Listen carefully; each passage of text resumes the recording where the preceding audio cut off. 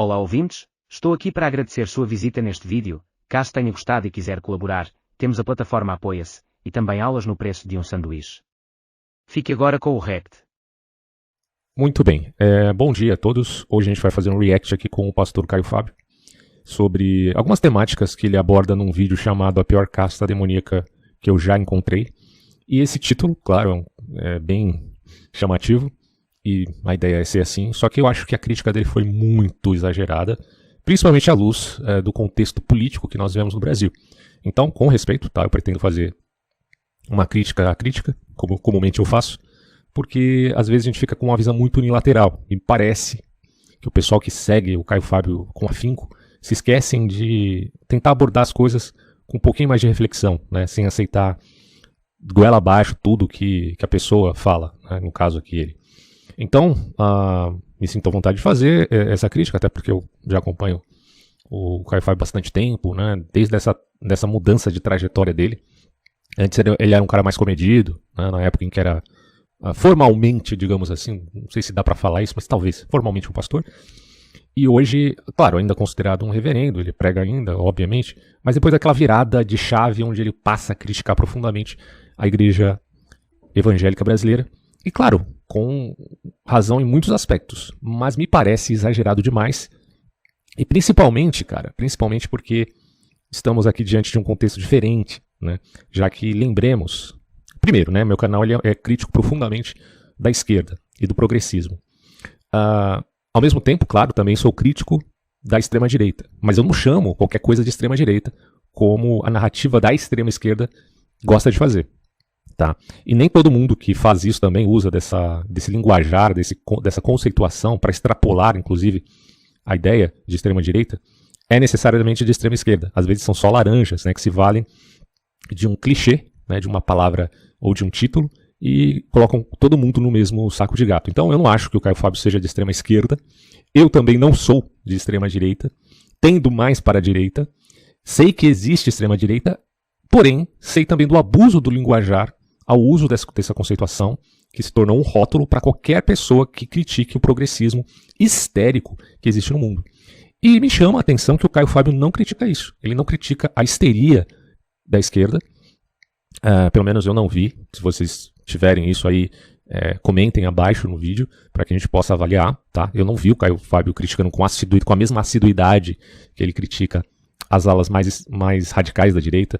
O bolsonarismo também, eu não vejo necessariamente assim, eu tenho muitas críticas aqui, vocês sabem, para quem já acompanha meu canal, sabem que eu tenho muitas críticas ao bolsonarismo,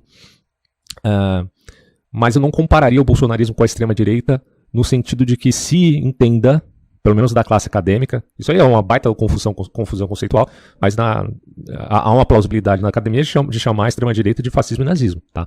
E eu não poderia colocar o bolsonarismo como um fascismo e nazismo, são fenômenos diferentes, então estou avaliando aqui em termos de fenômenos, tá? Da mesma forma, eu não acho que o Bolsonaro seja um genocida, como diz aí o grande arauto do conhecimento mundial não, universal, né, que é o Felipe Neto, que chama ele de genocida e tal. Acho que esse é uma conceituação completamente exagerada. Inclusive, eu tenho um vídeo aqui onde eu explico os conceitos de genocídio, democídio, politicídio, me valendo de um politólogo, ou seja, um cara que estudou de verdade o assunto, que é o R.J. Rummel. Esse cara que dedicou a vida inteira dele para estudar esse tema, democídio, genocídio, escreveu diversos livros, e eu avalio isso à luz da obra dele, em um dos meus vídeos, inclusive com várias tabelas do próprio Rummel, tá? Onde ele faz essa diferenciação desse fenômeno específico, principalmente o democídio, que é praxe do século XX, e que matou mais do que as Primeira e a Segunda Guerra Mundial. Tá? E em crítica aí, não só ao comunismo, que é um dos maiores assassinos do século XX, mas também do militarismo e de várias outras formas aí de perseguição à população, independentemente se é de esquerda ou se é de direita, certo? Então não venham aqui me chamar de extrema-direita, não tenho nada a ver com isso, nunca fui, nunca serei, certo? Eu prefiro ser alguém que reflita a realidade à luz do contexto, né? Conforme muitos autores dizem, a onda bate no mar e nós não podemos prever isso, então é assim que a gente tem que refletir a política, não ignorando, evidentemente, o aspecto histórico de algum político A, B ou C, como comumente eu faço aqui. Então vamos lá, com respeito, vamos ver o que o Caio Fábio tem a dizer e vamos avaliar à luz do histórico do que eu tenho estudado, tá? Eu não estou aqui para ser o dono da verdade, pode ser que é uma opinião minha vocês discordem, vocês podem comentar abaixo E se concordarem também pode comentar, fique à vontade aí. Vamos ver. Ontem eu estava conversando com a minha mulher o mesmo assunto que nós estávamos conversando há 23 anos, deitados na nossa cama. Caio, esse livro aqui de filosofia eu tenho em casa também. Ó. É meio ruinzinho, né? Mas dá ajuda a gente a relembrar alguns aspectos mais pontuais da filosofia. Interessante. Lá em Niterói, no condomínio Ubá Terra Nova, e eu estava lendo para ela um dos capítulos do que seria o livro, um dos capítulos do meu livro Sem Barganhas com Deus, chamado A Doença do Véu, o capítulo. E eu disse a ela, eu estou escrevendo, e agora eu gastei muito tempo na minha vida para trás evangelizando crentes e evangelizando para fora, para milhões de pessoas. Essa coisa de evangelizar crentes é um aspecto complicado. Porque, assim, no meu canal, eu já tenho anos fazendo esse canal aqui, tá? Eu não sou nenhum neófito, por exemplo, em temas como teologia e filosofia, tá? Eu sou formado em filosofia, já estudei teologia, certo? Então, são temas que são muito recorrentes para mim já há bastante tempo, certo? Bom, no que se refere à teologia, por exemplo, cara, hoje você tem temas tão pontuais, tão, assim, vamos colocar dessa forma, estão quentes no âmbito da teologia, e são muito importantes. Por exemplo, O Misticismo do Templo, da autora Margaret Barker. Assim, é um livro bem interessante para a gente estudar, para a gente falar, para a gente mencionar. Inclusive, eu estou terminando de ler esse livro para já fazer um vídeo, engatar um vídeo sobre isso, que é bem interessante. Não que eu concorde, tá? Com todas as ideias dela. Mas que são pesquisas que estão sendo feitas. E, na verdade, você tem uma nova perspectiva ou histórica a respeito do apóstolo Paulo. Ou uma nova luz ao cristianismo, pautado principalmente nos manuscritos do Mar Morto, nos manuscritos encontrados em Qumran. Uma comparação, por exemplo, entre Septuaginta, entre o texto massorético e entre os textos canônicos encontrados também em Qumran. Por que eles fazem essa comparação? Porque simplesmente os textos de Qumran são mais antigos, né? São considerados aí 300 anos talvez, ou até mais, antes de Cristo, para alguns, né? Antes da Era Comum. Então, nesse sentido, cara, o estudo da teologia, ele tem, assim, coisas muito recentes, porque apesar dessas descobertas de Qumran serem lá da década de 40 do século passado, os estudos foram se desenvolvendo aos poucos, né? Mas hoje a gente tem bastante clareza sobre isso, e consideremos que os primeiros cristãos se valeram muito da Septuaginta, e depois veio toda aquela tradição massorética dos judeus para se valerem de algo mais específico, digamos assim. Mas quando você compara, inclusive tem muitos cristãos que se tornaram judaizantes por se valerem do texto massorético e não da Septuaginta. E nesse sentido eles acabaram considerando que algumas interpretações do cristianismo eram erradas. Eu estou falando lá do cristianismo dos primeiros apóstolos. Eram erradas, porque quando você vai ler o texto massorético, ele está diferente em alguns detalhes. O que acontece, pessoal, é que na Septuaginta, ela comparada, por exemplo, o texto, vamos pegar o texto de Isaías. Se você pega alguns trechos de Isaías e compara com o texto de Qumran, do rolo de Isaías, que está quase intacto praticamente, e você pode fazer essa pesquisa aqui na internet mesmo, o rolo de Qumran está disponível e traduzido em inglês. Você percebe que a Septuaginta acaba sendo mais fiel, em alguns aspectos, pelo menos, do que o texto massorético, né? E aí, ponto para o cristianismo, ainda para o judaísmo posterior, rabínico. Então, assim, esses elementos são, ou pelo menos estão no âmbito do estudo acadêmico dessas fontes antigas, e a alta crítica e a baixa crítica, entenda-se a alta crítica como aqueles que não têm compromisso com a fé, e a baixa crítica com aqueles que usam também do método crítico, mas aí sim tem um compromisso com a fé. Está em extremo rebuliço, digamos assim, né? Então são assuntos muito pontuais, muito importantes, e a gente pode procurar isso com muita facilidade. Então quando facilidade assim, né, com boa bibliografia, você tem a editora Paulo, você tem muitos livros bons, autores bons realmente para estudar esse tema. Só que mesmo autores sendo bons, eles podem estar profundamente equivocados, porque vai depender da vertente que ele segue. Se ele é um cara declaradamente pautado na alta crítica, que não tem compromisso zero com a fé cristã, ele pode se valer apenas daquela tendência iluminista dele, né? A tendência iluminista de simplesmente olhar por exemplo, tem um canal aqui, eu não lembro o nome do rapaz, mas ele faz vídeos só sobre cristianismo e judaísmo, e ele é agnóstico. E ele faz críticas muito profundas sobre a fé cristã, mas de um jeito bem educado, né? Mas é uma visão muito unilateral essa. Isso que eu estou querendo colocar para vocês. É uma visão muito unilateral. Eu conheço, por exemplo, um autor, espanhol chamado Antônio Pinheiro. Antônio Pinheiro é um catedrático que estudou a vida inteira o cristianismo, e é um cara agnóstico, não crê em Deus, na verdade assim, não sabe se Deus existe ou não, segundo ele. Já até passou por algumas experiências sobrenaturais, mas que são questões de caráter subjetivo. E no seu racionalismo, ele acaba pendendo mais para a crítica, né? E, portanto, se vale da autocrítica e tem questões muito pontuais a respeito do cristianismo ali, que, por exemplo, não coaduna mais com esses estudos recentes, considere aqui da Margaret Barker, né, que é também uma estudiosa, décadas a fio, do cristianismo, e principalmente do segundo tempo, porque a Margaret Barker ela meio que está estudando aquilo que está além dos essênios, que eram os guardiões dos manuscritos ali 300 ou 200 antes de Cristo. Mas o que veio antes desses guardiões desses manuscritos? Então tem considerei uma casta sacerdotal, uma mística do templo, que, segundo ela, é a herança espiritual que aparece no cristianismo posterior, ou entenda-se na figura de Jesus como alguém que queria resgatar essa mística do templo.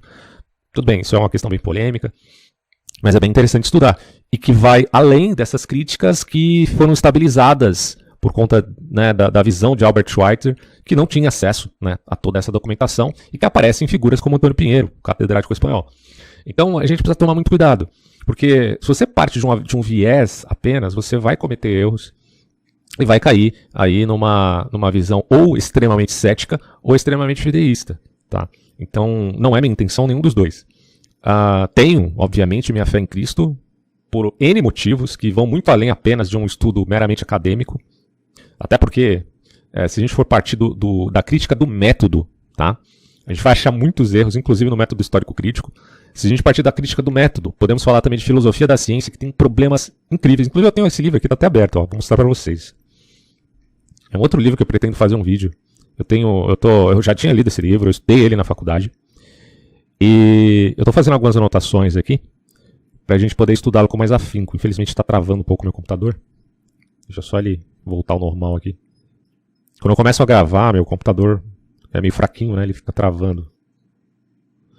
Esse livro aqui é do Alan Chalmers, que eu já citei várias vezes. O que é a ciência, tá? O nome desse livro. Deixa ele abrir aqui. Preciso ter um computador mais potente para fazer live, cara, senão não tem como. Pronto, foi. Então, o que acontece? Esse livro é muito, muito bom, cara. Claro, ele tem revisões, já tem edições posteriores, né? Mas, é um livro fantástico. E aí, quando a gente está falando de crítica ao método, por exemplo, do método científico, você tem isso aqui, né? A questão do método indutivo e do método dedutivo em relação à ciência. Isso aqui é a capa do livro, tá? Bom, se a gente tem crítica ao método científico, imagina, então, alguns aspectos de caráter historiográfico. Então, vale muito a pena. Eu estou colocando tudo isso só para a gente contextualizar a coisa e dizer que a vertente evangélica no Brasil muitas vezes não tem acesso a essa documentação, talvez não se interesse. Porém, ao mesmo tempo, a gente tem muitos caras bons em teologia que estudaram muito a fundo. Cara, tem muita gente boa, inclusive no YouTube, e que não deixou de ter um compromisso com a fé. Então, não fiquem com medo de perder a fé por estudar esses temas. O que vocês precisam é não só ter o posicionamento da alta crítica ao texto histórico, entenda-se a Bíblia também como texto histórico, mas ter também crítica ao método que está sendo utilizado para saber até onde ele é justo ou não, tá? Em vista de ter, claro, uma honestidade intelectual em todos os âmbitos, tanto em crítica ao método quanto em crítica histórica, tá? Então a gente tem que tomar muito cuidado nesses termos. E meu canal nunca se prestou a ficar jogando, na verdade, talvez em algum vídeo mais antigo que eu tenha feito, eu tenha caído na tentação de só ficar jogando merda no ventilador, sem dar um panorama que venha a edificar as pessoas que estão me assistindo, né? Que tem esse compromisso também de levar uma reflexão mais profunda a respeito do tema, sem cair nesses exageros infantis, ou até essa noção puramente do contra, né? Praxe do espírito jovial, digamos assim, da molecada, né? De olhar para uma coisa e tipo, eu passei minha juventude na igreja, eu tô vendo que tá tudo errado, vou virar ateu e vou começar a criticar, e aí ele vai achar muito material na internet. É só ele querer, é só ele ter no viés e buscar o segundo viés dele. E na maturidade, quem sabe ele consiga se salvar dessa burrice, né? Então, mas de qualquer forma, o evangélico em geral, você vai ter ou aqueles mais ortodoxos, ou aqueles neo-ortodoxos, ou aqueles que são praticamente teólogos liberais, que nada tem a ver com liberalismo em caráter econômico. Eu sempre falo isso porque o pessoal confunde. O teólogo liberal é aquele que se vale profundamente da autocrítica e que não tem vínculo nenhum, e às vezes até cai no materialismo histórico do estilo teologia da libertação, né? Claro, a teologia da libertação talvez não seja nenhum bloco monolítico necessariamente. Pode se valer de alguma fé, mas no fundo, talvez seja só infiltrados que estejam ali dentro, puramente marxistas, usando o linguajar cristão. Pode acontecer também, né? Então, assim, quando a gente fala de ortodoxia, a gente está falando, olha, algum compromisso. Neo-ortodoxia, talvez, que eu me acomodo mais, eu poderia me colocar aqui como neo-ortodoxo, no estilo, por exemplo, de Calbart, apesar dos problemas que é em Calbart, a Paul Tillich, apesar dos problemas do pensamento do Paul Tillich, mas pelo menos a gente está tentando pensar a coisa à luz dos dois lados, tanto da alta crítica quanto da baixa crítica, e ver qual que é a síntese que a gente encontra, né? Mas também, claro, à luz do nosso testemunho histórico, porque eu, como um ser humano, e o Caio também como um ser humano, cada um tem o seu testemunho histórico, da sua própria história de vida. Então, no meu testemunho histórico, Deus se faz muito mais evidente. Pronto, o cara que se diz ateu, não, né? Porque ele ignora esse lado, é meio que um castrado da fé, paciência. Mas ele continua vivo, pode haver mudanças ali, divisores de água, não sei. Mas no meu caso, o testemunho histórico também tem muito poder, né? Mas isso não significa necessariamente um viés que é desonesto intelectualmente. Não tem nada a ver com isso. Muito pelo contrário. A razão do meu testemunho histórico enquanto um indivíduo me faz valorar muito mais essa fé, apesar de eu também ter muitas críticas ao meio evangélico.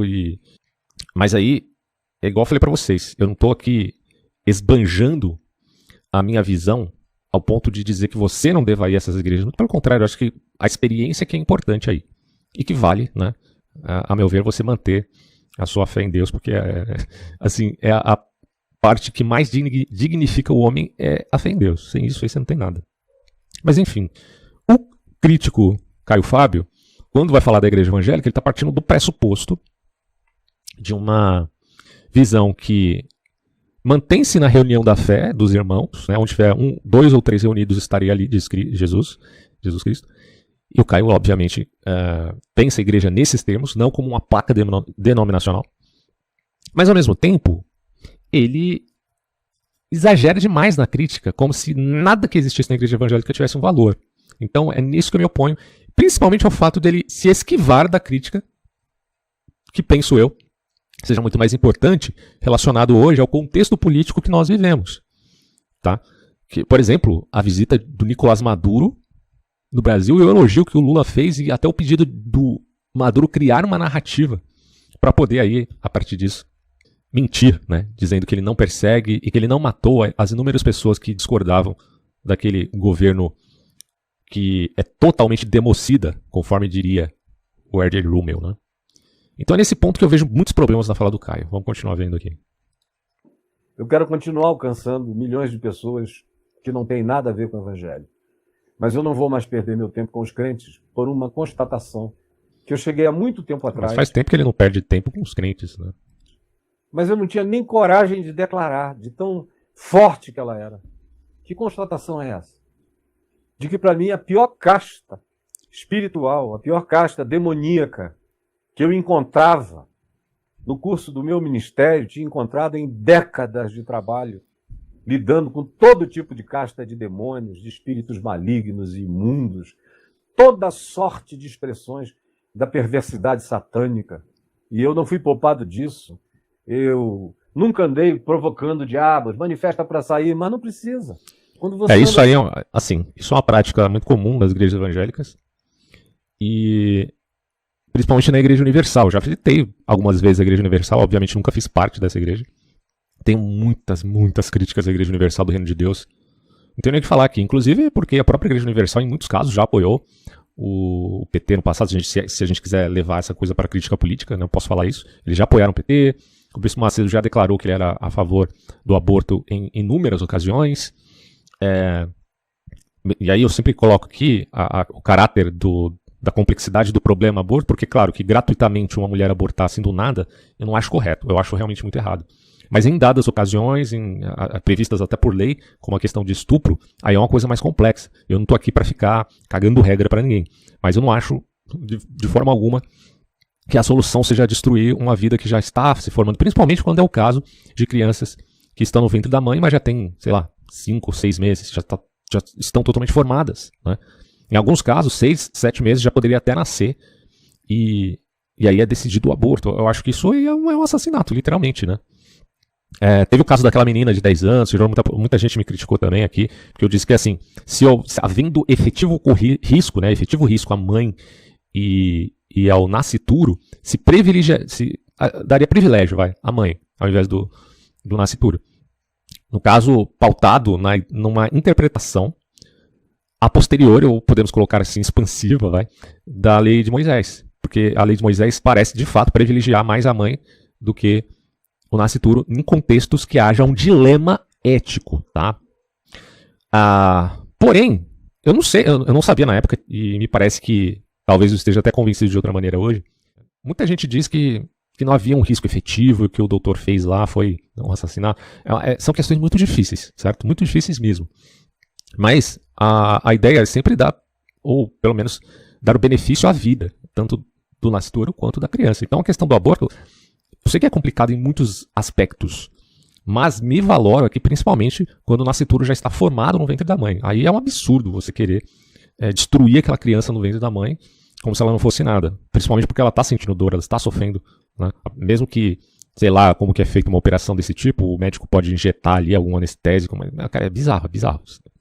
Agora, eu estou colocando isso porque se a gente parar para pensar que um evangélico defende o aborto assim, de uma forma tão gratuita, como é o caso do Bispo Macedo, é estranhíssimo, né?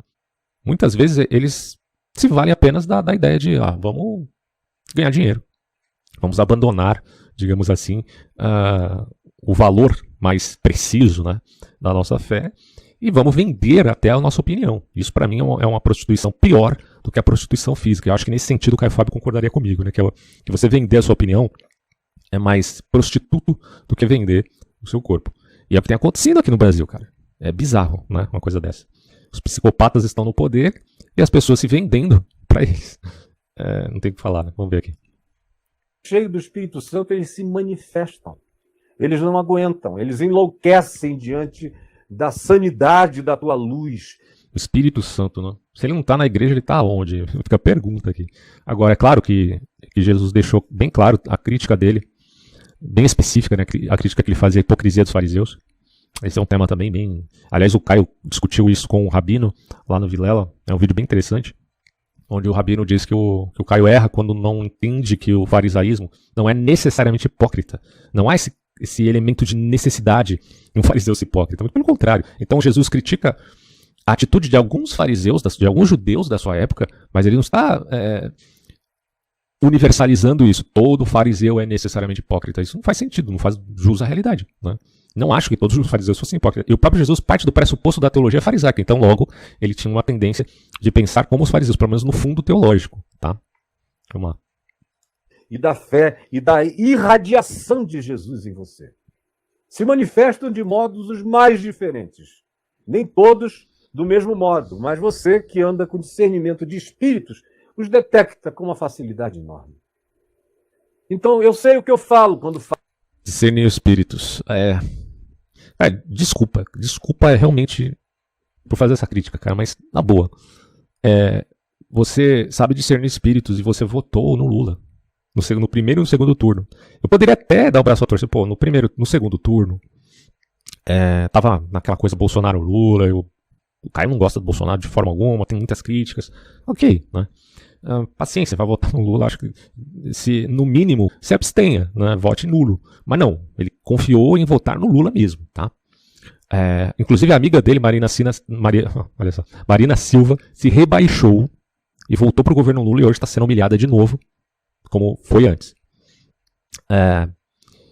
E eu fico me perguntando, o cara tá falando que discerne espíritos, mas você não vai falar nada do governo Lula, de tudo que ele está fazendo? Da perseguição política, da cassação, de um cara que você disse que até conhece, que é o Dallagnol? Nisso eu não sei, talvez ele tenha já falado sobre esse assunto, eu não vi. Talvez tenha falado. Mas não enfatizou muito, né? Eu acho que se é para dizer que a gente está discernindo o espírito, então vamos discernir o espírito que está governando hoje o Poder Executivo, vamos discernir o espírito do STF, Vamos discernir o espírito do Lula, que está querendo colocar o seu advogado, que é o Zanin, como ministro do Supremo Tribunal Federal, que é uma coisa assim mais absurda que eu já vi na vida. Vamos discernir os espíritos, Caio Fábio. Cadê que você está discernindo os espíritos nesses termos? Vamos discernir o espírito que trouxe Maduro para ser honrado aqui no Brasil, um cara que é acusado de ser narcoterrorista. Vamos discernir o espírito, então, né? Falo de castas, de demônios e disso tudo. Eu não li em livros. Muitos se basearam para escrever livros fundados no que eu tinha experimentado, dito e falado. E até hoje é assim. Eu nunca li um livro que me tenha ilustrado nada sobre o mundo espiritual. Ao contrário, eu teria muito o que contar a eles, para eles melhorarem bastante a visão deles a respeito do tema e dessas dimensões todas.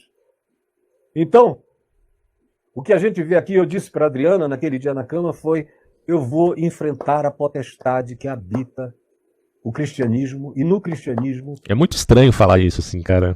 Tipo, ele tá dizendo que vai enfrentar a potestade que habita no cristianismo. É esquisito dizer isso. Eu entendo, sabe, eu conheço o Caio Fábio, assim, conheço de ver ele falando, de ver ele pregando. Eu não conheço ele pessoalmente, não, tá? Conheço de ver ele pregando. Bom, e eu sei que quando ele fala isso, ele tá dizendo que é contra o cristianismo enquanto uma... não necessariamente uma instituição, mas uma religião que se voltou mais para o mundanismo do que necessariamente, e mundanismo entenda-se aí, apenas para relações políticas, do que para a espiritualidade, propriamente dita, para, como Jesus falou, né, vós, meus discípulos, serão conhecidos pelo amor ao seu próximo. Não querendo baratear o conceito de amor ou caridade, que pode ser muito barateado hoje em dia, né? Não é isso. Bom, então não estou a favor aqui da frase "o amor venceu", até fiz uma crítica bem sarcástica no vídeo anterior. O amor venceu e o Maduro foi visitar o Lula no puteiro, né? Literalmente. Não é nesse sentido que Cristo fala do amor barateando o conceito de amor ou de caridade, muito pelo contrário. Então, assim, quando o Caio fala do cristianismo, ele está querendo colocar esses termos, né? Não que ele é contra o cristianismo, a cristandade fundada por Cristo. Eu também não penso que Jesus seja, à luz da crítica textual, que Jesus fosse um fundador de religião. Não vejo dessa forma, tá? À luz de tudo que eu já estudei sobre teologia. Mas, ao mesmo tempo, eu entendo que é muito estranho o cara usar esses conceitos para muita gente que não está acostumada. Né? Porque muita gente está vendo ele aqui pela primeira vez e está ouvindo, pô, o Caio está lutando contra as potestades do cristianismo, ele está lutando contra Cristo? O que é isso? É anticristo agora? Então, cabe também ele explicar melhor essas coisas, mas talvez ele até explique, né? Mas, enfim, eu acho que inverter demais esses conceitos não me parece ser um trabalho que ajude ou que ajunte. Acaba cometendo mais aquilo que Jesus falava de espalhar, né? Em vez de ajuntar, está espalhando. Tem que tomar cuidado com essas frases estranhas, né? Mas eu estou falando assim, de acordo com o que Paulo dizia. Ter um cuidado maior com as palavras, talvez. Eu não sei, eu só estou jogando isso aqui porque me parece que o Caio exagera muito com essas inversões conceituais. Mas, enfim, né? Também não acho que ele seja alguém pecador por conta disso, tá? Porque eu entendi pelo menos o fundo da crítica dele. A potestade demoníaca mais terrível que eu conheci até hoje. Aí que eu acho exagerado. Dentro das igrejas e no coração dos pastores. Tem pastor cheio de demônio. Tem, eu acho que tem. Agora, não vou dizer todos, de forma alguma. Tem tanta gente legal, cara, em igreja evangélica, que eu conheci. E eu já fui lá há muito tempo, né? Em várias igrejas. Na verdade, várias não, 3. Né? E conheci muita gente boa, muita gente hipócrita, muita gente confusa. Tem de tudo. Como qualquer grupo humano, você vai encontrar de tudo. Muita gente boa, muita gente mal intencionada, muita gente com vontade de poder, é a síndrome do poder pequeno, né, de quererem ser líderes e fazendo de tudo para isso. Aquela coisa meio obcecada. De pastores bons, de pastores ruins. Então, assim, a própria maturidade desses pastores que tiveram atitudes ruins com a minha pessoa, eles amadureceram também posteriormente, como eu também amadureci. São seres humanos, não tem gente perfeita na igreja. Agora, ficar demonizando essas pessoas, bom, tem alguns de fato que são psicopatas, né? Como diz o Palomba, eles são condutopatas. E aí já é uma coisa mais grave. Agora, nem todos, cara. Então eu acho que ele está generalizando muito aqui. Mentira e de engano deliberado. Completamente conscientes do mal que fazem.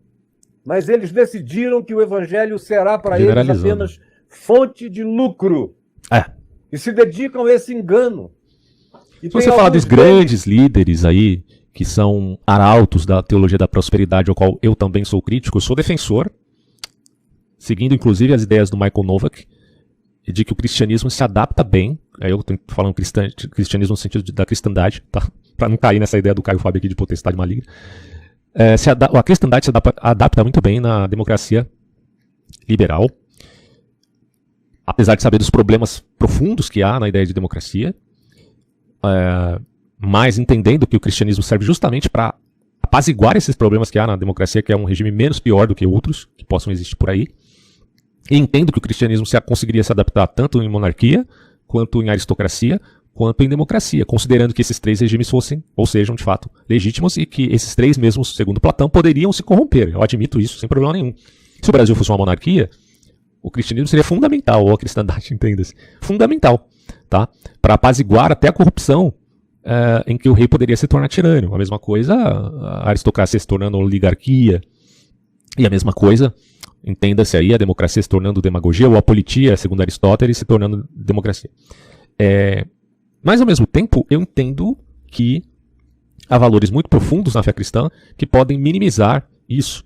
Só que quando a ala evangélica se corrompe, e a gente sabe que a bancada evangélica muitas vezes se corrompe no Congresso, às vezes até apoiando aqueles que eles antes criticavam, né, como, por exemplo, apoiavam o Bolsonaro e agora estão apoiando o Lula em muitas coisas, aí é um problema. Então, claro que o Caio Fábio, apesar de estar generalizando demais, se ele estiver falando daquelas lideranças já bem conhecidas, que nós sabemos quem são, no meio evangélico, que estão totalmente vinculados apenas a essa teologia da prosperidade, eles são passíveis de crítica sim, e com veemência.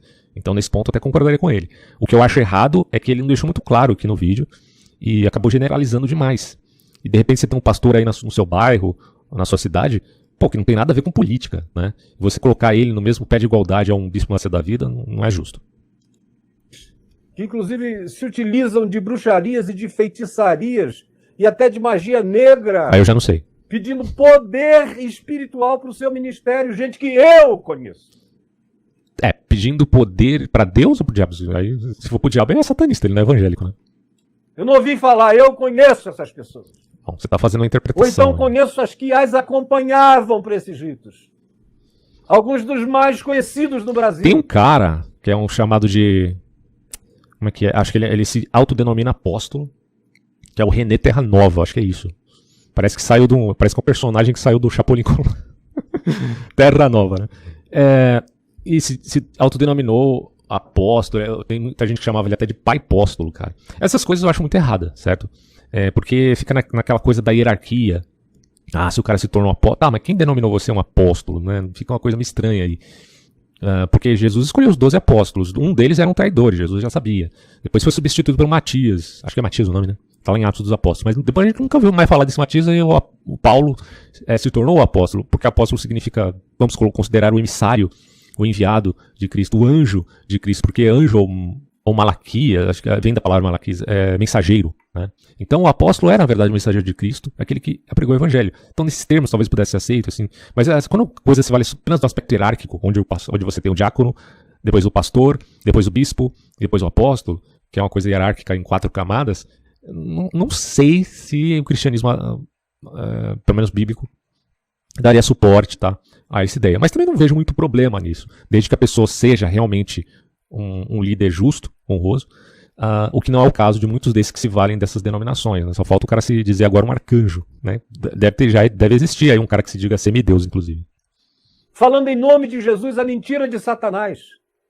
Citando a Bíblia deslavadamente. Cara, no mundo tem de tudo mesmo. Você pode pensar em pastores que fazem de anjo de luz, mas são verdadeiros condutopatas, repito aqui, né? E podem até se dizer de direita e contra o PT, né? Então tem de tudo no mundo. A gente tem que simplesmente tirar essa visão muito encantadora, né? Ou poliânica, achando que tudo se um lado é muito mal, o outro é muito bom. Não é assim, pessoal. Não é assim. Não é assim que a gente avalia as coisas. Tem que contextualizar. Olha o contexto, olha o histórico. Avalie o comportamento dessas pessoas. Porque tem muita gente má, independente se é de direita ou de esquerda, se é religioso ou não religioso. Tem muita gente má que não é religioso, né? E que é má, literalmente. E outras que são religiosas, mas agem como uma índole não só duvidosa, como perversa. Então, tem de tudo. com a unção do inferno, com os objetivos, como me confessaram tantas vezes, ao me dizerem, Caio, tudo que você prega está certo e é o certo, mas não dá certo. E a gente quer poder, a gente quer dinheiro, a gente quer fama, a gente quer meios de estabelecer o controle e de determinar, inclusive, as finalidades políticas desse país, conforme a nossa orientação.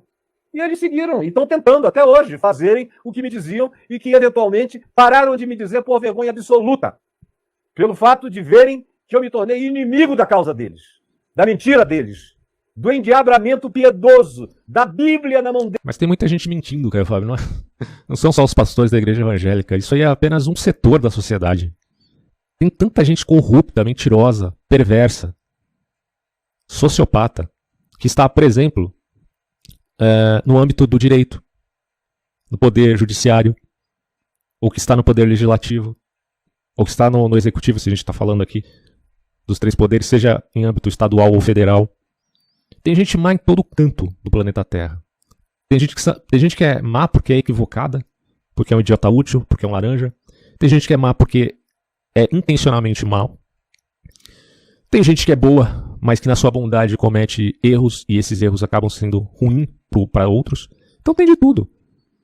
Você olhar só para um setor e dizer que esse setor da sociedade, que é o movimento evangélico, é a pior casta demoníaca que você já encontrou, é estranho, né? Porque você é um cara experiente aí na vida.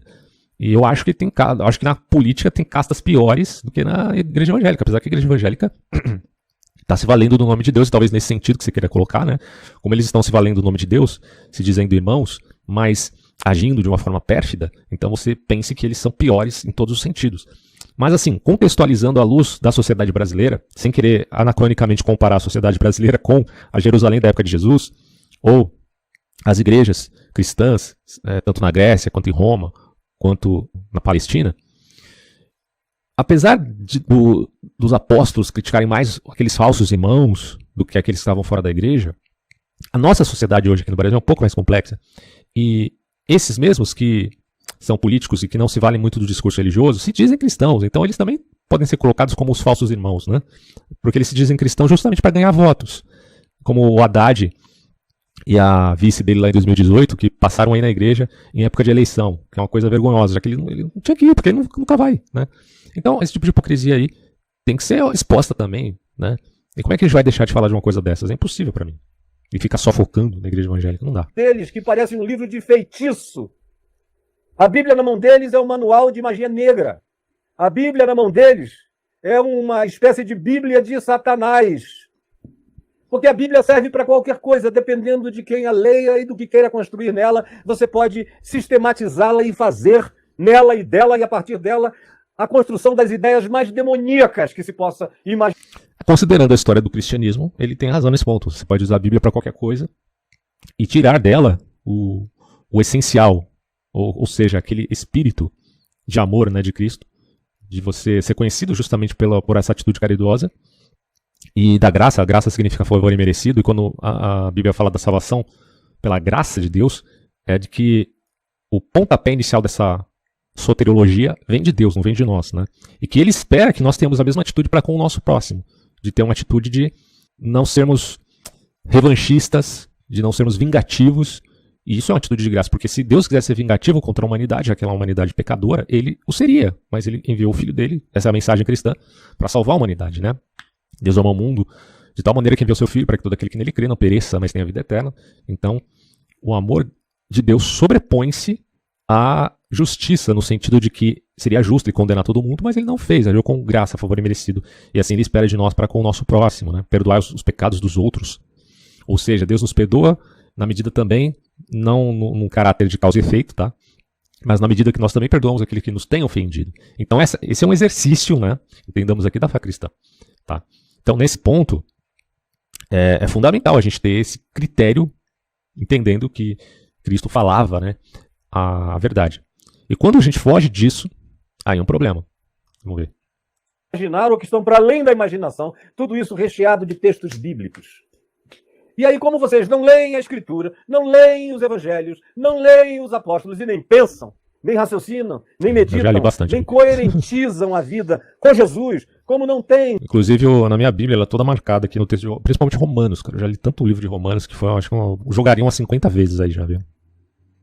Jesus como chave referencial absoluta, de modo que aquilo que Jesus afirmou é válido. Essa questão de Jesus como chave hermenêutica é importante, tá? Até porque Jesus é uma pessoa, não é um livro, né?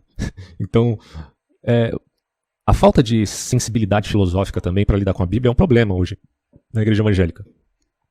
Porque, pelo pressuposto do livro, apesar de Pedro falar que você não pode dar dupla interpretação a um determinado texto, muitas vezes isso acontece, né, na prática. Então, principalmente pelo fato da Bíblia estar dividida em versículos, então você pega um versículo isolado, tira de contexto, meu amigo, você dá qualquer valor. Inclusive na interpretação alegórica, né? Você usa o alegoese, e aí, mano, você pode inventar qualquer coisa, né? E a partir daí formar uma doutrina falsa. Nesse sentido é problemático. Inclusive a solução da Igreja Católica é seguir os scholars, né, da sua fé. Então, os pais da igreja, enfim, ou então as autoridades eclesiásticas. Agora, eu não quero entrar nessa coisa de protestante católico, porque isso daí, meu Deus do céu, aí a gente vai longe. Mas o Lutero, ele nunca foi necessariamente contrário a você ter uma liderança para avaliar o contexto bíblico, aspecto histórico e gramatical, para se valer, portanto, de uma interpretação lúcida da fé. Ele não é a favor dessa anarquia, como muita gente acusa ele, não, tá? Então, nesse ponto, a gente tem que ser justo com o autor. Agora, realmente, cara, a Bíblia pode ser utilizada para muita coisa de uma maneira muito errada. O que ele não afirmou não faz parte de pautas a serem. Eu estava falando sobre a chave hermenêutica, né, de Jesus como uma pessoa sendo a chave hermenêutica, perfeito. Só que, ao mesmo tempo, a gente também tem que conhecer, tem que, primeiro, conceber o fato de que Jesus, pela fé, acreditamos que ele ressuscitou, que ele está à destra do Pai, e que ele age no mundo, admito, e que ele é uma pessoa viva, no seio da fé. A ideia principal do cristianismo é que Jesus ressuscitou e está vivo. Tá? Então, se você tirar isso, você tira o cristianismo, a letra não vale de nada, né? E a partir desse pressuposto, a gente tem que entender que ele, como pessoa, é muito mais poderoso do que apenas o aspecto gramatical do que está escrito. Só que também a gente tem que levar em consideração que conhecemos Jesus pelo que está escrito. Não só por ele estar aqui ao nosso lado e conversar conosco e tudo mais. Há relatos e testemunhas de pessoas que dizem ter visto Jesus, conversado com ele, mas não é o caso da maioria. Então, inicialmente conhecemos pelo que está escrito, né, cara? Então, aí cabe esse aspecto de estudo histórico para saber também quais foram as influências de Cristo à luz daquilo que ele considerava uma doutrina mais correta. Por exemplo, se ele seguia mais Shammai ou se ele seguia mais Hillel dentro da prescrição farisaica, se ele dava adendo mais às ideias essênicas ou as ideias dos fariseus, ou dos saduceus, dos variados grupos que tinham na época. Muita gente no passado dizia, Jesus foi, depois que descobriram, né, os escritos essênios, Jesus foi essênio e tal. E hoje isso aí está praticamente derrubado, né? É impossível que Jesus tenha sido um essênio. E há muita discussão se João Batista tenha sido realmente um essênio, né? Porque ele talvez categorizasse muito mais com os essênios do que Cristo. E, ao mesmo tempo, essa divisão de grupos entre essênios, fariseus, não impede essa comunicação entre eles próprios, né? Se considerando que Jesus tivesse uma tendência dentro da teologia farisaica e João Batista na essênica. Então, mesmo assim, eles estavam vinculados do ponto de vista espiritual. Então, cabe aqui a gente considerar esses estudos historiográficos, sim, e valorar sempre dentro também da métrica da teologia, mas não só da teologia sistemática, né? Já é um problema.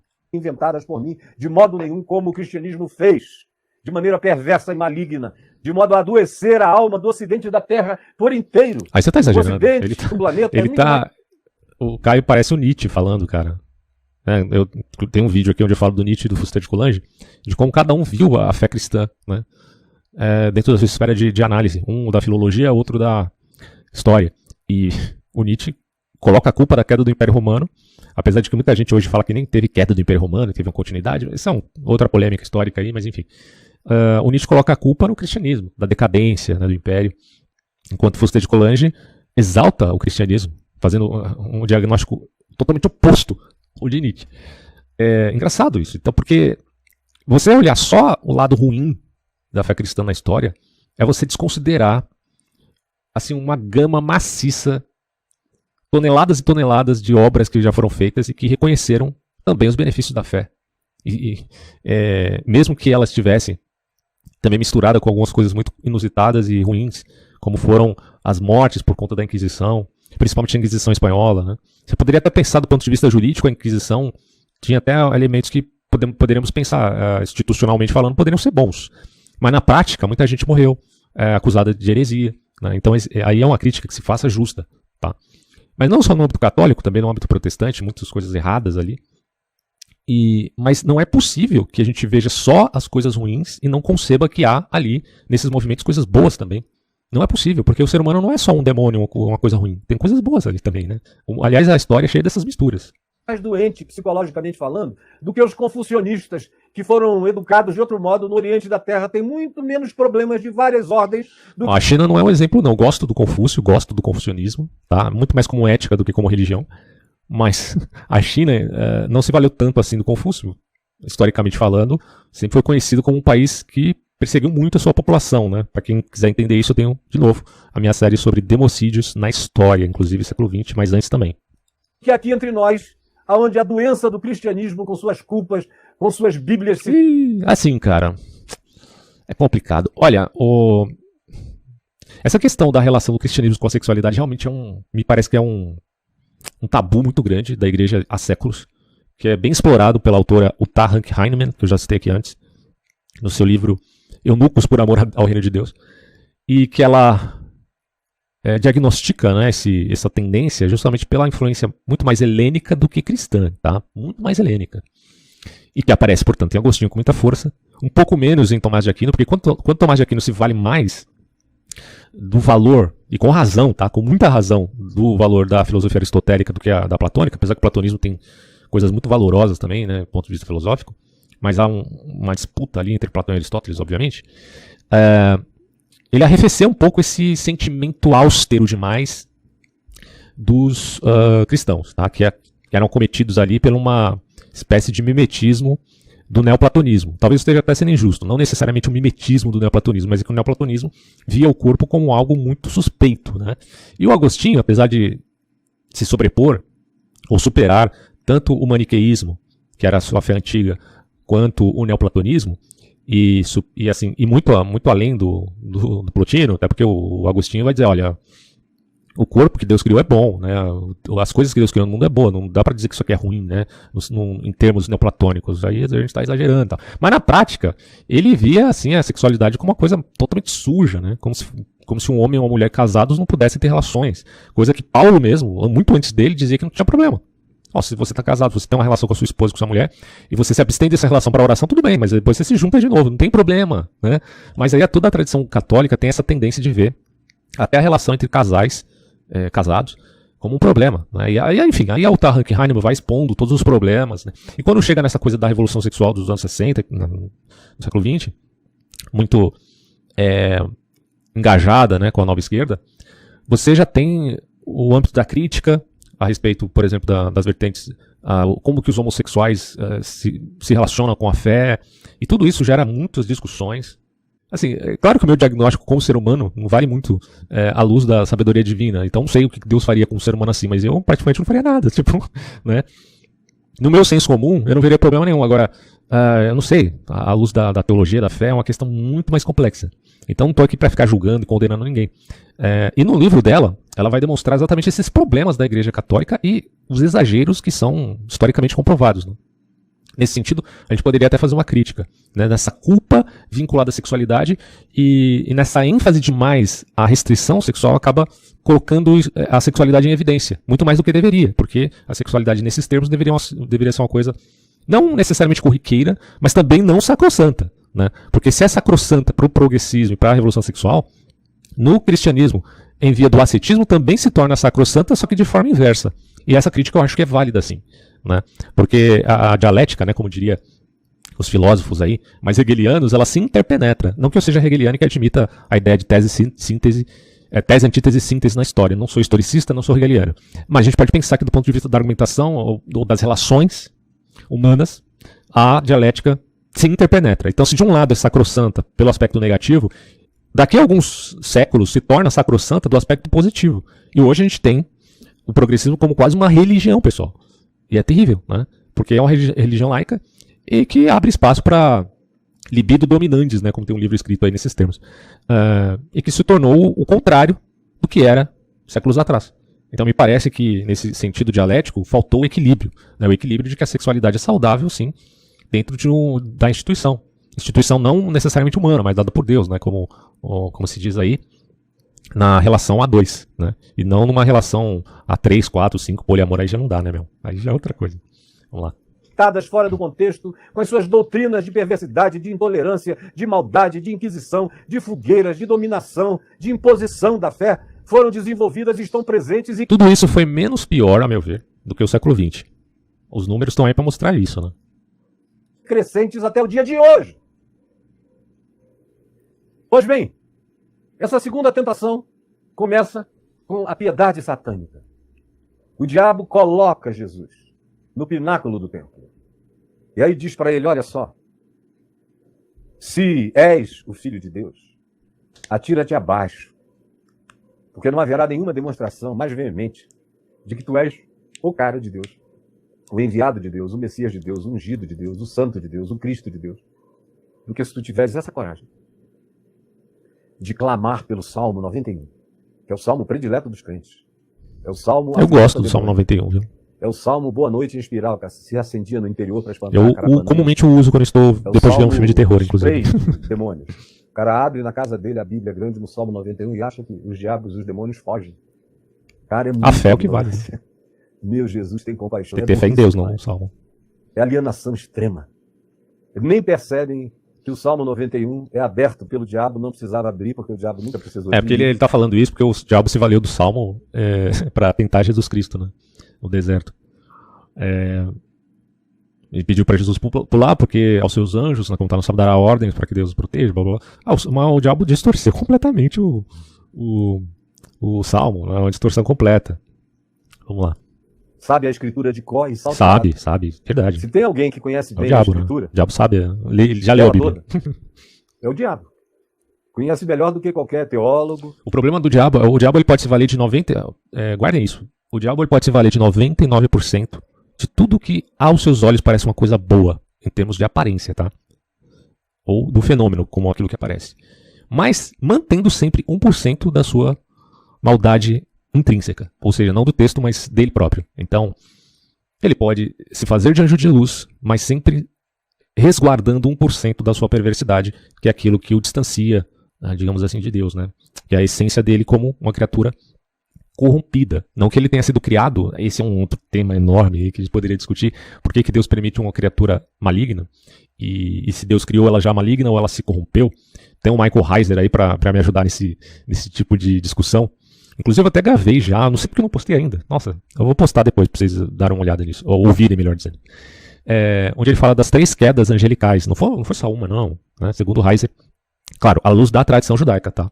Você teve a queda tanto dos Nefilins, que o Caio também já aborda em alguns vídeos, que são os filhos de Deus.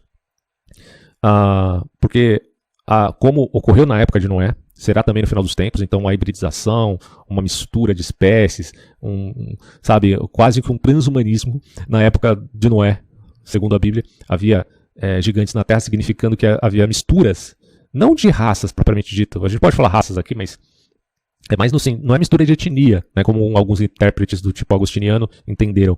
Não é mistura de etnia, porque mistura de etnia vai ser escândalo para Deus, pelo amor de Deus, né, meu?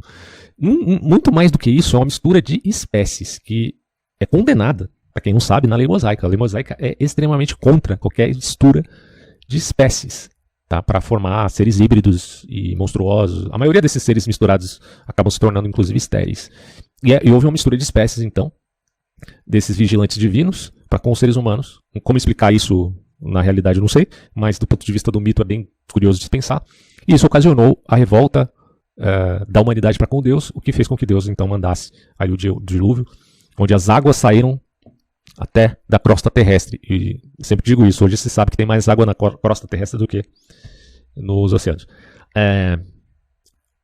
Curioso, né? Apesar da gente tentar debater essa questão do dilúvio também com o pessoal do Pirula aí, vale a pena, né? A gente vai avaliar isso depois.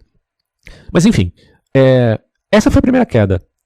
Na verdade, a segunda, né? A primeira foi a do próprio Satanás. E o Michael Heiser chega até a dizer que não necessariamente o Satanás levou 1/3 dos anjos, porque essa interpretação de 1/3 pode significar, na verdade, que 1/3 lutava contra Satanás. Então, uma interpretação às vezes equivocada do que está lá em Apocalipse. Não necessariamente ele levou 1/3. A gente não sabe quantos anjos estão com ele, seguindo a sua loucura.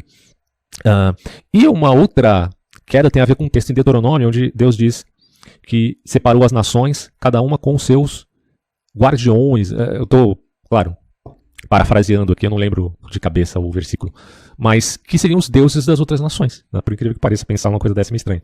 Mas se confirma no texto de Daniel, quando Daniel diz que Miguel lutou contra o príncipe da Pérsia, e esse príncipe não era um príncipe humano, era uma potestade, é aquilo que Paulo depois chama de potestades e dominadores. São os poderes que estão influenciando outras nações. Tá?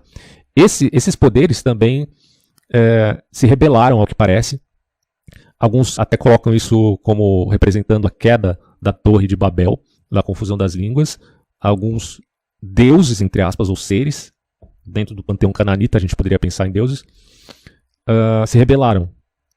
E aí algumas nações acabaram integrando, pelo abuso desses seres, que eram anjos das nações. Isso aí tudo é dentro da temática do judaísmo do primeiro templo, ou dos judaítas, tá? Ou enfim, dos israelitas. Então a visão que você consegue retirar do Antigo Testamento, e o Michael Heiser explica bem isso. Depois eu jogo para vocês aí o podcast, que já está até gravado aqui, para vocês ouvirem. É bem curioso, né? Do ponto de vista teológico é interessante. Então, fora a queda do homem, né, que seria uma quarta queda, a gente poderia considerar essa questão. Mas toda essa corrupção não tem a ver necessariamente com a ideia de que esses seres queiram ser como Deus, salvo o que aconteceu com Satanás. Se você interpreta aquele texto em Isaías 14, que diz que o rei da Babilônia queria ser igual a Deus, está sentado como Deus, a gente poderia fazer essa associação com um ser angelical, como no caso do Satanás querendo ser igual a Deus, o que não implica que o nome dele seja Lúcifer, de forma alguma. Ele pode ser portador de luz no sentido de que ele tem uma luz falsa para enganar, que eles fazem de anjo de luz, mas não que o nome dele seja Lúcifer, né? Não tem nada a ver. Em Enoque, você tem até o nome dos anjos que se rebelaram, e você tem inclusive a citação de um desses anjos, que era Azazel, que não está na relação dos anjos vigilantes, que é curioso isso. E que Azazel também é um nome usado para o bode expiatório que ia para o deserto na época dos judeus. Então tudo isso nos leva a entender que não necessariamente Azazel seja Satanás, mas que outras entidades caíram e se corromperam. Na verdade, elas caíram porque se corromperam e não porque elas foram criadas más. Tá? Deus não criou esses seres como maus. Esse é um ponto importante que o Heiser enfatiza bastante. E num segundo aspecto, esses seres não tiveram chance de redenção porque o tempo deles de redenção passou. Talvez eles tenham tido inicialmente alguma possibilidade de redenção e não escolheram esse caminho. Então, nesse sentido, a promessa dos vigilantes foi de continuar no seu intento, segundo o que Enoque diz, contra Deus. Tá?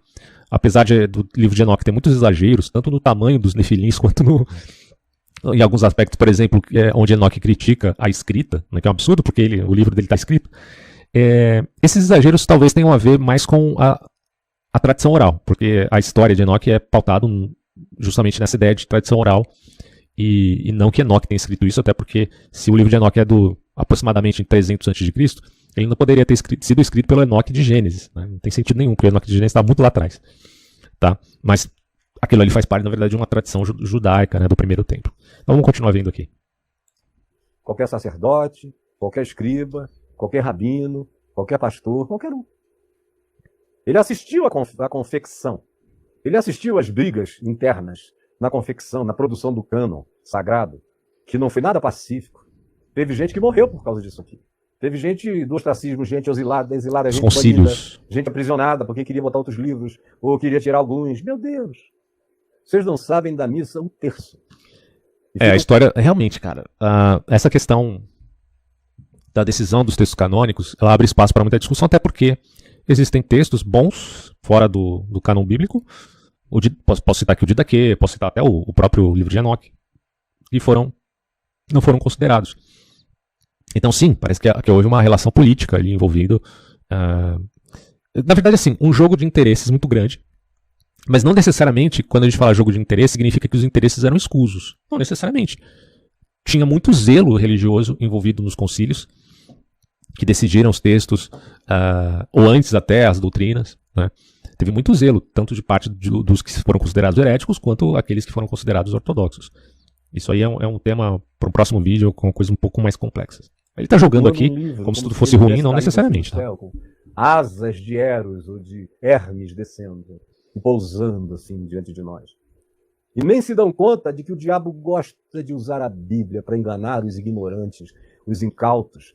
Ele usa qualquer coisa. Usa qualquer coisa. Eu, inclusive, sempre pensei dessa forma mesmo, que o diabo, do ponto de vista político, ele é de esquerda, ele é conservador, ele é de direita, ele é liberal, ele é tudo, cara, progressista. Ele é qualquer coisa, desde que essa coisa esteja conectada com uma essência maligna, uma essência perversa. Considerando a existência ontológica do diabo e dos seus anjos, que é uma questão também bem polêmica para muita gente. A isto, eu aconselho vocês a lerem o livro do psiquiatra Richard Gallagher, que escreveu Demonic Force. É um livro bem curioso mesmo, bem diferente, onde um psiquiatra atesta que algumas manifestações demoníacas não são meramente transtornos mentais, ego distônico. Isso é uma linguagem mais freudiana, mas cabe dizer aqui na psicologia em geral. Né? E o ego sintônico é aquele que tem já um distúrbio de personalidade.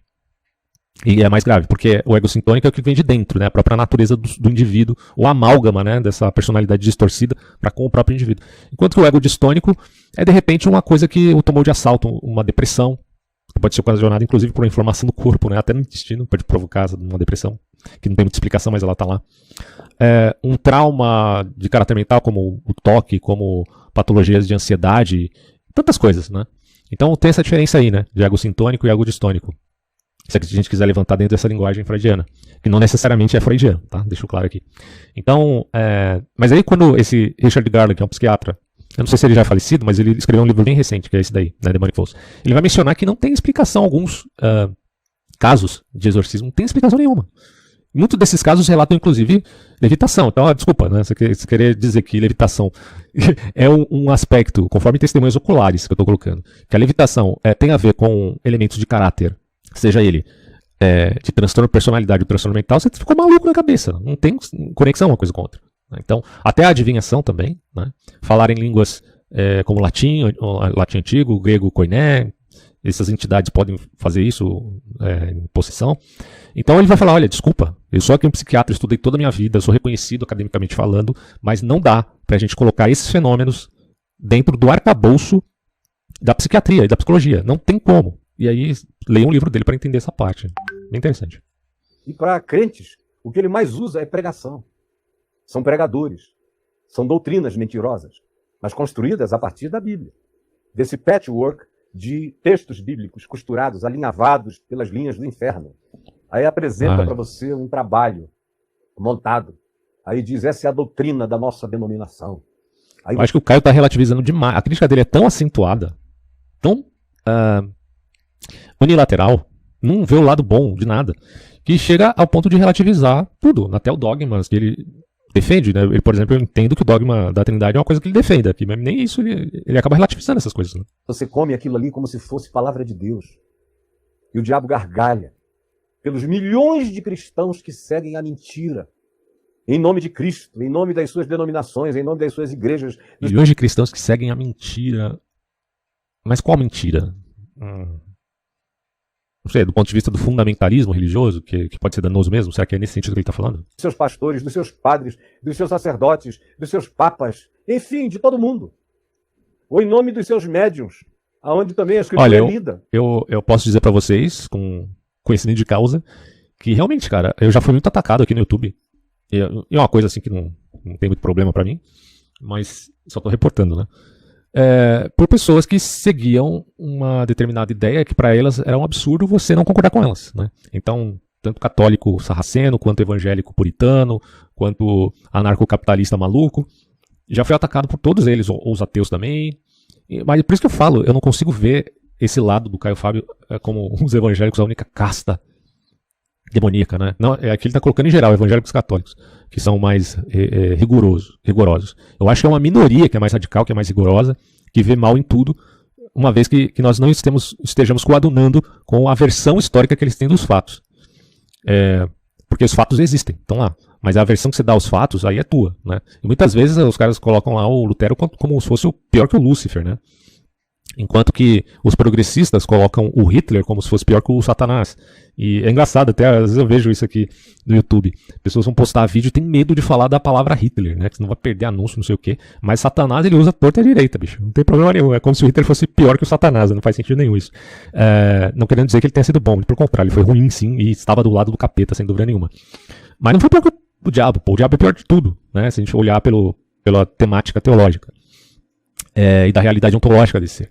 Então, me parece, cara, um equívoco quando a gente leva em consideração apenas essas exterioridades, né, ou essas minorias radicais, sem considerar a gama infindável de pessoas boas que se dizem que são católicas, ou que são evangélicas, ou que são, enfim, de fés que estejam dentro do arcabouço cristão.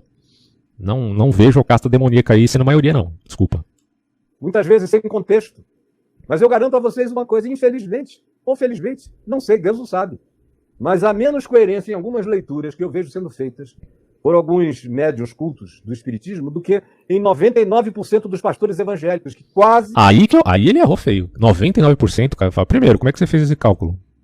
Desculpa, mas essa sua hipérbole... É o que eu falei pra vocês antes. O jogo de hipérbole e eufemismos.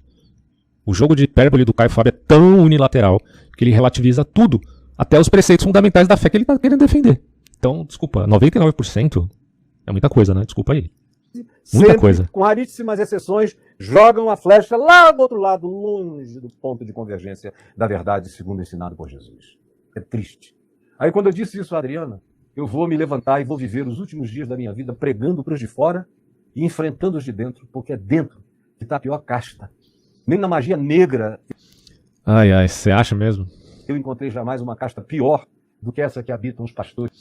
Olha, tem gente que diz que o problema, na verdade, são pessoas que se infiltram dentro da igreja, seja ela católica, ou evangélica, ou cristã em geral, cristandade em geral. Pessoas que se infiltram seguindo o método antiético de caráter metapolítico. Tá? O que é a metapolítica? É aquela métrica do famoso pensador político antifascista, inclusive, lutou contra o fascismo, que é o Antônio Gramsci. O Antônio Gramsci criou um método que se vale não de acabar com as ideologias, mas se infiltrar dentro das ideologias para trazer os seus valores progressistas, de caráter, claro, marxista, nesse caso neomarxista, para fazer a revolução. Né? Então a revolução ela vai vir de dentro. Bom, então quando a gente fala, pela métrica do Caio Fábio, pela visão dele, o problema é que essas pessoas cristãs, que estão dentro da igreja, seja católica ou protestante, elas se corromperam sozinhas, ou se corromperam por um sistema fermentado, tá? A visão de outras pessoas é de que, na verdade, muita dessa corrupção que existe na igreja, que de fato existe, inclusive na igreja católica, com pedofilias e tantas outras coisas, é porque também a igreja sofreu e sofre de pensamento de pessoas que se infiltraram lá dentro. O que é um fenômeno possível de ter acontecido. Pode ser sim, que muita gente se infiltrou. Pode ser sim que pessoas que estejam lá dentro tenham se tornado por conta própria progressistas. Então, pode ter gente que esteja lá distorcendo a fé por dinheiro, por ego, por conta própria, ele pensa diferente. Ou pode ser infiltrado por um aspecto ideológico. Ele acredita que... Inclusive, o Daniel Mastral que está aqui, ó. O Daniel Mastral aqui, ó. Ele diz, segundo o livro dele, se é verdade ou não, eu não sei, mas ele diz que alguns satanistas gostam de se infiltrar dentro de igrejas e de se colocarem como cristãos. Ele é que fala, não sei se é verdade, tá? Me parece que é possível acontecer. Qualquer um, pode acontecer com qualquer um. Você pode se dizer de uma religião e decidir, ou por grupo, ou por conta própria, de se infiltrar numa religião só para dar uma zoada, ou, se for um caso mais sério, de ir corrompendo aos poucos um determinado grupo que te pareça um alvo. Tá? Então, me parece que é possível a gente pensar nesse fenômeno de infiltração, certo? À luz, inclusive, da metapolítica, porque a religião também, principalmente a religião evangélica, ela toca muito a política. Então, me parece que é possível que pensadores de caráter mais progressistas pudessem se infiltrar nessa força política que é a igreja evangélica ou a igreja católica para se tornarem os arautos da sua visão de mundo mais específica, que foge àquele caráter histórico da fé cristã. Ao mesmo tempo, que as pessoas também possam se corromper por um exagerado radicalismo e fomentar esse fundamentalismo que acaba dialeticamente favorecendo seus próprios inimigos. Né? Quando você vê um radical católico extremado ao ponto de achar que tudo é diabo, que tudo é contra a fé dele, ele acaba sendo visto como alguém antissocial, né? Porque não consegue dialogar com ninguém. E a mesma coisa com os puritanos evangélicos. Então, nesse sentido, é ruim. Tá? Agora, não dá para dizer que é 99% das pessoas. Isso é um absurdo dizer uma coisa dessa. Vamos lá. Da grana, do dinheiro, da mentira, do engano, do poder, da volúpia, da luxúria, do culto ao dinheiro, aos bens, às propriedades. Aliás, o puritanismo pode gerar luxúria, né? De novo, é uma questão dialética. São almas vendidas ao diabo, enganando pobrezinhos de crentes simples, que têm uma tendência enorme pela própria ignorância e pela falta de conhecimento, a tendência de se tornarem fanaticíssimos e vítimas deles. Eu sei que eu vou... Aí eu faço um ponto, novamente. O envenenamento ideológico, ele pode partir do pressuposto de um fundamentalismo religioso. Tem muita gente que se tornou religiosa e se tornou uma outra criatura, mudou a personalidade, não tem nem como conversar com os próprios parentes. Não dá, porque elas mudaram muito. E essa falta de flexibilidade, nesse sentido, me parece bem problemática. Acaba se tornando um envenenamento de uma doutrina. A mesma coisa acontece com a ideologia ou a doutrinação que acontece nas escolas e universidades. Também fazem a mesma coisa, um envenenamento ideológico agora de caráter laico com essas pessoas, elas mudam radicalmente, e não para serem melhores no sentido de vou ser honesto intelectualmente, e vou ter uma visão mais aberta para a vida, e vou tentar ser mais justo, né, no meu diagnóstico a respeito das coisas, porque cada caso é um caso, cada contexto é diferente do outro, então tem que tomar cuidado. Não, elas se tornam radicais, fundamentalistas, só que agora em um sentido laico, não no sentido religioso. Mas você está entendendo que o fenômeno para mim é o mesmo, tanto da mulher que está lá numa igreja fundamentalista e radical, como, por exemplo, a Deus e Amor. Deus me perdoe se eu estiver sendo injusto com o pessoal da Deus e Amor, tá? Mas, enfim, eu já vi isso. As mulheres nem se depilam, né? Tem pelo no sovaco e tudo mais. Tudo bem, né? Cada um. Mas é um fenômeno. A mesma coisa acontece com as feministas, que já é uma religião laica, que muitas delas decidem não se depilar. Então, quer dizer, um mesmo fenômeno acontece com pessoas que seguem visões completamente diferentes, uma mais progressista, outra mais conservadora, mas elas se encaixam num desequilíbrio muito radical, ao ponto de se proibirem fazer algo que é comum às mulheres, né? Agora, não que seja obrigação também, não estou dizendo que é obrigação a mulher se depilar, mas à luz da sociedade é estranho. Agora, umas não fazem isso para irem contra a cultura, são contraculturais, outras não fazem isso porque são a favor de uma visão muito puritana da realidade, mas acabam caindo em práticas similares, no radicalismo, que lhes é próprio, seja religioso, seja laico. Então, desculpa, Caio Fábio, você olha só para o aspecto religioso, mas se esquece da histeria evidente. Não tô falando de uma coisa assim que é muito nebulosa, que você não consegue chegar. Não, tô falando de uma coisa que todo mundo tá vendo. Só fecha os olhos quem não quer. A gente viu o Fábio Porchat aí baixando a cabeça e pedindo desculpas por ter feito uma crítica totalmente equilibrada sobre a censura que foi feita ao Léo Lins. E aí ele muda de opinião porque ele tem que baixar a cabeça para os canceladores da religião laica. E você, Caio Fábio, não viu você falando nada. Nada. Então, pelo amor de Deus, cara. Você acha mesmo que a pior casta demoníaca tá lá na igreja evangélica? 99%, bicho? Que cálculo é esse, hein? Apanhar mais do que jamais, mas não interessa. Eu vou viver até o último dia para expor as devocionalidades de Satanás. Eu acho que você deveria repensar um pouquinho isso, porque o mal não está só lá, meu amigo. O Satanás, ele tem uma multiforme face. Você sabe disso. Quando eu acabei de falar isso, a gente estava deitado aqui na cama, ela no meu braço, eu com a Bíblia aberta, a gente conversando, tinha uma lâmpada aqui do meu lado, outra lâmpada do lado dela, na cabeceira da cama. Quando eu acabei de dizer isso, as duas explodiram. Pá! E nós dois tivemos um testemunho concomitante de que aquilo era obra de Deus. Era raiva de diabo e era validação do trabalho do Espírito Santo, dizendo, vai, que agora tu tocaste no nervo mais exposto de Satanás, que está dentro daquilo que chamam igreja. Mas onde Jesus bate do lado de fora, querendo ver se existe ainda alguém dentro que possa ouvir a sua voz. Alguém que possa abrir a porta. Essa é uma inversão. É um raciocínio invertido que ele está fazendo aqui, né? Enfim. Qual a razão? Eu já expus aqui se ele tem alguma razão ou não. De fato, muitos religiosos cometem coisas bizarras, mas não dá para generalizar do jeito que ele está fazendo. Então ele acaba caindo numa inversão perigosa ao ponto de pensar que Jesus seja apenas um cara progressista, meio parecido com o Yuval Noah Harari, por exemplo, né? Tipo, eu não tem como comparar uma coisa com a outra. Me parece que os males de fora também são bem, mas bem evidentes, e ele parece que fechou os olhos para isso. para cear com ele. E ele com tal pessoa. Para mim foi um selo extraordinário. De lá para cá, eu tive milhares de validações de que eu estou fazendo a coisa certa na hora certa e não podia ser diferente. Cada um tem um chamado, uma com a consciência. unção do Espírito, com a necessária provocação do Espírito Santo. Mas eu tenho evidências para mostrar para você que você não está certo em tudo, não. Nesse ponto eu acho que você está exagerando e está se esquivando de um outro lado que está caracterizado com tanta clareza, dada a sua histeria, dada a cultura do cancelamento, dadas as loucuras. E eu não vejo você falar nada. Contra todos aqueles para quem, como disse Paulo, escrevendo a Timóteo, a Tito, sentirão coceira nos ouvidos quando ouvirem o evangelho puro e verdadeiro, eles não aguentam. Eles gritam, eles saem correndo, eles blasfemam, eles odeiam, e eles dão assim a maior evidência de que a verdade se lhes tornou insuportável. Bom, é isso, pessoal. Terminei de ver aqui o React e vou deixar disponível em podcast e talvez também no YouTube. No YouTube eu tô tendo muito pouco acesso, então não sei nem se eu vou jogar lá, mas tudo bem, até mais aí. Aliás, se vocês gostaram desse vídeo, por favor, curtam. Se quiserem ajudar o canal, tem um Apoia-se e tem também, eu sempre esqueço de falar, então aí eu coloco uma voz eletrônica, mas eu vou falar agora. Podem comprar também os meus áudios sobre a Hannah Arendt ou sobre o fascismo, tá? Para explicar o que isso significa à luz da política. Até mais aí.